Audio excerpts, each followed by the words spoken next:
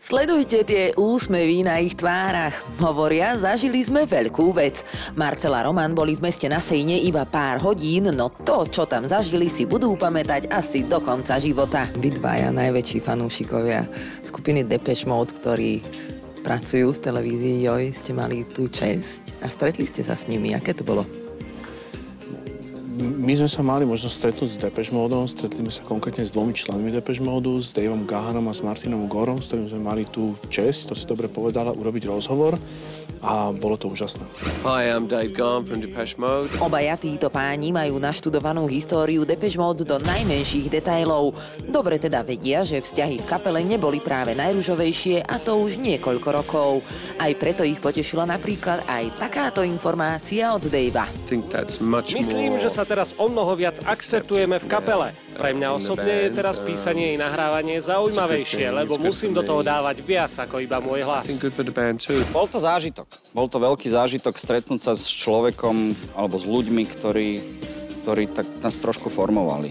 Hádam najznámejšia synthpopová kapela všetkých čias pozvala novinárov do Paríža, aby oznámila, že na jar budúceho roka vyrazia na turné. Pri svojich potulkách Európou navštívia aj Bratislavu, kam po prvýkrát prišli práve na Daveov podnet. Rád chodím na nové miesta a keď som tu bol pred rokmi so svojím solovým projektom, zistil som, že tu máme veľa fanúšikov. Koncerty z Depeche Mode to iba potvrdili, preto sa k vám radi vrátime opäť. Mal som to šťastie vidieť prvýkrát Depeche Mode v tom povestnom 88. ešte za komunizmu. Vtedy ani len nesníval o tom, že raz sa s nimi aj osobne stretne. Som si s Martinom a s Davim podal ruku a to je taký pocit. Poviem to tak, že už som možno starý, napriek tomu to bol taký pocit.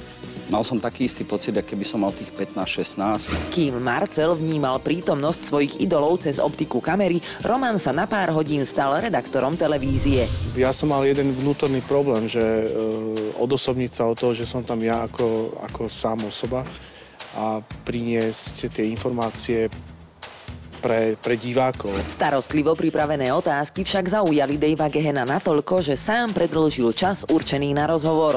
Dokonca odpovedal aj na otázku týkajúcu sa možnej budúcej spolupráce s bývalým členom Depeche Mode, Alanom Wilderom. Vždy, keď táto otázka padla na ktorýchkoľvek tlačových konferenciách v minulosti, tak sa stopla téma. Keď bol Alan v kapele, položil jej základy, pomohol nám ako kapele vyrásť hudobne a objavil nové spôsoby tvorby. Alan bol strojcom zvuku Depeche Mode až do momentu, kým odišiel. Neviem, či sa to dá ešte zopakovať. Minulosť je minulosť. No budúcnosť je jasná.